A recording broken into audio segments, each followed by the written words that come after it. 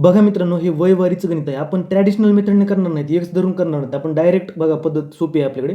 तर बघा काय दिले, अजय आणि विजयच्या आजच्या वयाचं गुणोत्तर दिले किती, 2:1. आजच्या वयाचं आपण टुडे लिहूया बरं का. आजच्या वयाचं गुणोत्तर किती दिले, 2:1 लिहिले बरोबर.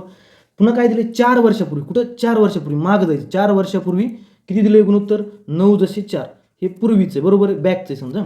तर ते काय विचारते, अजयचं आजचं वय विचारले. तर आपल्याकडे सोपी पद्धत आहे. काय बघा, काय करायचं, 9:1 9, पुन्हा 4 दुने, हे 4 दुने 8, किती झालं, पुन्हा 4 दुने 8, 4 1 4, वजाबाकी करायची. बघा 9 + 8 किती, 1, 8 + 4 1, 8 + 4 4, म्हणजे 1 जसे 4 आलं, 1 ला 4 आलं, म्हणजे हे बॅकचं जे वय आहे त्यांचं 9/4, ह्यांची व्हॅल्यू आली बघा काय, 9ची व्हॅल्यू काय आली, 36 आली.